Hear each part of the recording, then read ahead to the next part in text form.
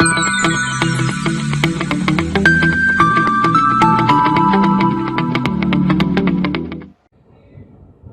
everyone, welcome to the video series lecture of the subject Thermodynamics. I am Deep Patel and I will teach you Thermodynamics-1 for the semester. Now before going to start the subject, let me start in today's lecture what are the points to be discussed. So first we will discuss here the subject syllabus. After that we will understand what is the thermodynamics. Next we will discuss about the microscopic and macroscopic approach and what we will use in this subject. That also we will discuss here. And last we will discuss about the thermodynamics system. Okay. So first of all, let me show you the syllabus. In our syllabus, there are total 10 chapters. And the name of chapter you can see here. First is the introduction of thermodynamics. That chapter we will start today.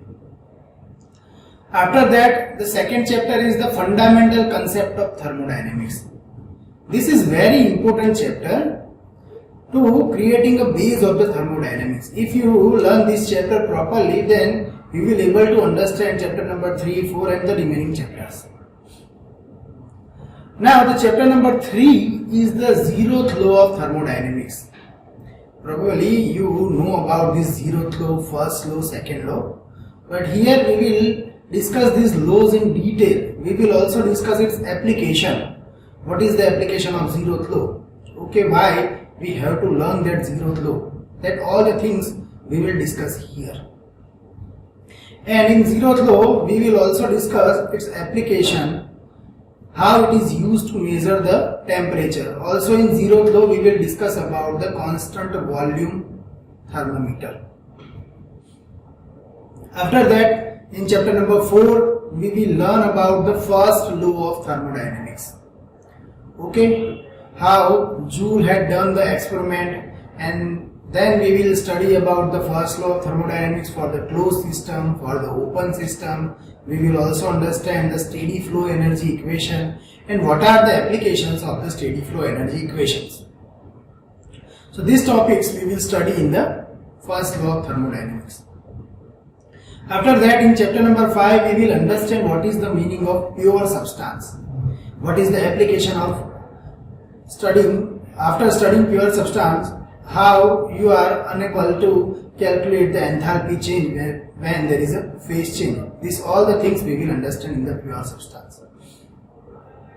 Next, in chapter number 6 we will understand equation of state.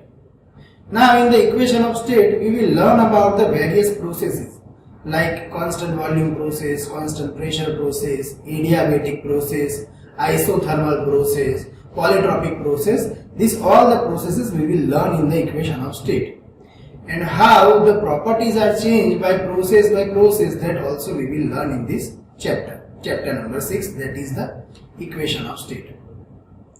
After that, in chapter number 7 we will learn about the heat effects, and in heat effects we will learn about the various type of heat like sensible heat, latent heat, heat of formation, heat of reaction, heat of combustion. We will also learn about the hash law. So this is very important chapter number 7. After that, in chapter number 8 we will learn about the entropy change. First we will learn about what is the meaning of entropy, and then how the entropy change process by process. That all the things we will learn in chapter number 8. Then in chapter number 9 we will study about the second law and third law of the thermodynamics. And in chapter number 10 we will learn about the refrigeration. Okay, this is one application of the laws of thermodynamics, whether we can say that the application of second law of thermodynamics. So how the refrigerator work, which are the refrigeration process. So all the things about the refrigeration we will learn in chapter number 10. So this is your syllabus 1 to 10 chapter. So today in this chapter, in this lecture, I will start chapter number 1. That is the introduction of thermodynamics. So, without wasting time, let us start the subject. So, first of all, what is the meaning of thermodynamics? Okay, our subject name is thermodynamics, but what is the meaning of thermodynamics? So, by seeing this word thermodynamics, we can categorize it into two terms. First is the thermo, and second is the dynamic. Now, what is the meaning of thermo? Thermo means it is a heat, related to the heat or heat. We can say that heat. And dynamics means motion. So, the term thermodynamics, basically we can say that the thermodynamic means the study of heat related to the matter in motion. When you supply the heat, any kind of motion is possible. Okay, so the entire study of heat, and because of that heat, which type of motion is possible, or how we can apply that, how we can supply the heat and we can produce the motion, that all the things will be studied in the subject thermodynamics. So basically this entire subject is related to the heat and motion. Okay, so we can take one example that in the petrol there is some chemical energy stored. Now when you supply that petrol into the engine, it will convert into the heat. The petrol will blast inside the engine, so the heat is generated. So ultimately that heat is utilized to run the engine, and finally when the engine piston moves and engine is run, finally our vehicle is moved. So ultimately what we are doing, we are using that heat which is generated from the petrol and we are running the engine or running the vehicle. So that all the things, how it is possible, that all the things we have to learn in this subject. Okay, so that is the basic meaning of the term thermodynamics. So we can write here, like that. The thermodynamics is defined as it is a branch of science that is deals with the energy interaction between the system in the form of heat and work. You are supplying heat to the engine. Ultimately your vehicle is moving, means some amount of work is done. So that is the interaction between heat and work that we have to learn in this subject. So this is the core meaning of the term thermodynamics and what we will learn in this subject. Now, in thermodynamics, we will study basically 4 laws. We can say that these 4 laws are the 4 pillars of the thermodynamics. On these 4 pillars, the entire thermodynamics subject is based. Okay, so these are the 4 pillars and thermodynamics is a building, so we have to understand these 4 pillars of the thermodynamics on which the entire subject is standing. So these 4 laws are the 0th law, 1st law, 2nd law and 3rd law of the thermodynamics. What is the 0th law? 0th law tells about the equilibrium, thermal equilibrium. When body A is in contact with body B and body B is in contact with body C. Ultimately, body A is in thermal equilibrium with body B is in thermal equilibrium with body C. Then ultimately, body A and C will be in thermal equilibrium with each other. Okay, and that is the simple meaning of the 0th law. But how it is applicable for measuring the temperature, that we will study further when we will discuss about the 0th law. Just you have to remember here what is the meaning of 0th law. Next was the 1st law. In the 1st law we will discuss about the cyclic integral of del Q equals to cyclic integral of del W. Means heat and work both are the, or cyclic integral of heat is equals to cyclic integral of work. So basically in 1st law we will understand the concept of internal energy. After the 2nd law, we know all the processes happens in particular direction. For example, if we take flow of heat, we always know that heat is flow from the higher temperature to lower temperature. The reverse process is not possible.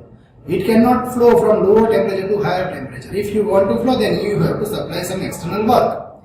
So this is the particular direction in which heat flow can be possible, always higher temperature to lower temperature. So that particular direction, how you can know the particular direction, and that is known by the 2nd law of thermodynamics. So basically in the 2nd law of thermodynamics we will study Kelvin-Planck statement and Clausius statement, and based on that we will understand the meaning of 2nd law or necessity of the 2nd law. Now next is the 3rd law of the thermodynamics.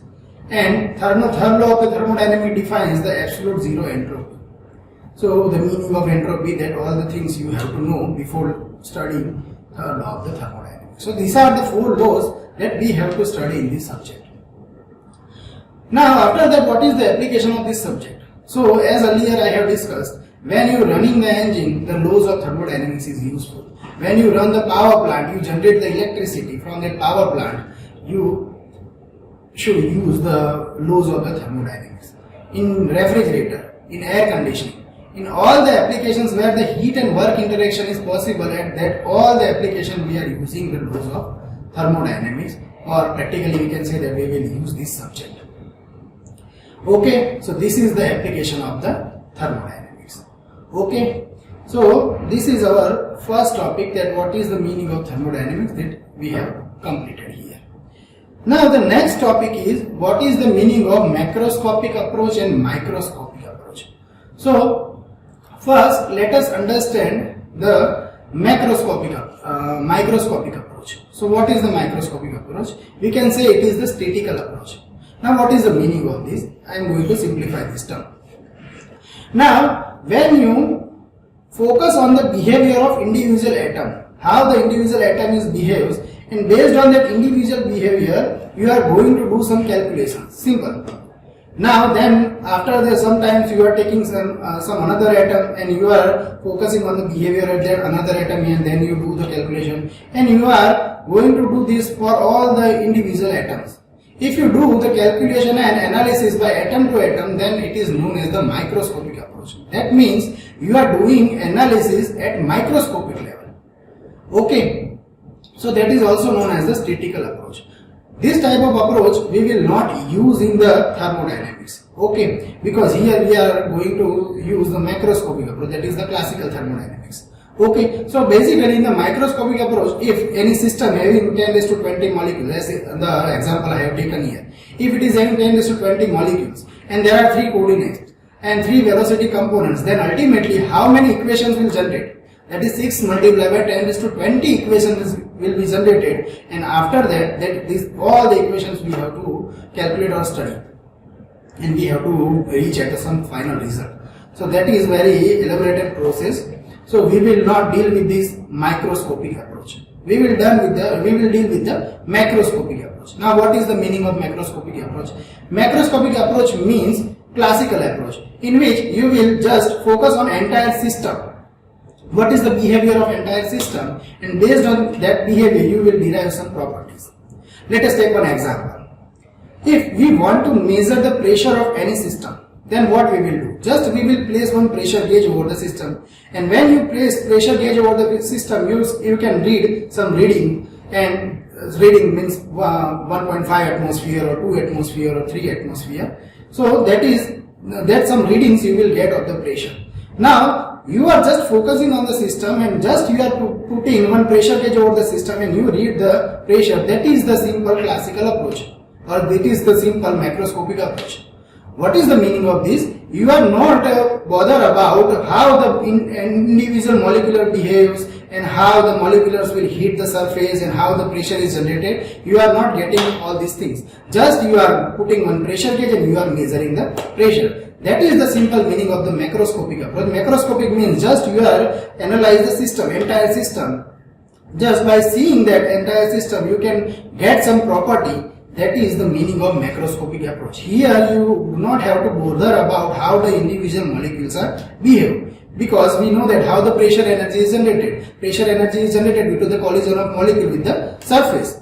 But here you not have to study about how the molecules will be collide with the surface at particular time, how many molecules will be hit to the surface, after that time, after some time, how many molecules will hit with the surface. These all the things you do not have to worry about. Just you have to put one pressure gauge, it will show some answer. That is our classical approach, or that is the macroscopic approach.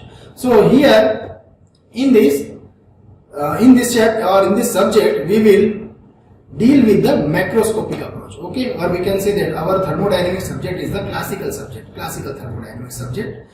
Okay, so this is the basic difference between the macroscopic approach and microscopic approach. Now let us move to the another concept, that is the thermodynamic system. Now what is the thermodynamic system? Thermodynamic system means, first of all, let us understand what is the meaning of system. System is defined as a quantity of matter or region in the space where our entire study is focused. Let us take one example. This classroom is our system. If we want to study this classroom, then this classroom will become our system. My laptop, if I want to study this laptop, how many RAMs inside the laptop, what is the memory, or what is the hard disk. So these entire things will be inside the system. So I can say that if I want to study the laptop, then laptop will become my system. If I want to study my mobile phone, then it will become my system. So just what is the simple meaning of the system? System is defined as a quantity of matter or the region in the space where our entire study is focused. If my study is focused on one ball pen, then it will become my system. If my study is focused on this mouse, then it will become my system. Okay, so that is the basic meaning of system. Now what is the surrounding? Surrounding means everything except the system, that is known as surrounding. So if I take this laptop as a system, then the outside atmosphere is my surrounding. If I take this mouse as my system, then this laptop will be the surrounding. Okay, so everything except to the system, everything external to the system is known as the surrounding. Now the third term and most important term, that is the boundary. What is the meaning of boundary? Boundary means the surface which separates the system and surrounding, that is known as a boundary. Okay, so simple we can say that the boundary means it is one surface. That surface may be real or may be imaginary. Okay, real surface is possible, imaginary surface is also possible. So, but it will separate the system and surrounding, so it is known as boundary. Now, you have doubt that what is the meaning of this imaginary system. So, if you take one ice and if you put that ice into the atmosphere, then what happens? The boundary of the ice will continuously change. So, you cannot say that this is the real boundary. If I want to analyze this mouse, then this mouse has one real boundary. You can see here.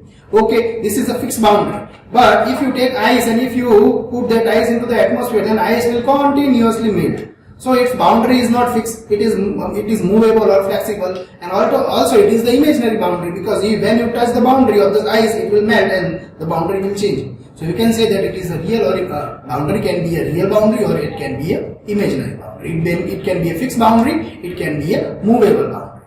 Okay. Now the last term is what is the surrounding, or what is the universe. So the system, boundary plus surrounding will become universe. Okay, so entire system plus surrounding will becomes universe.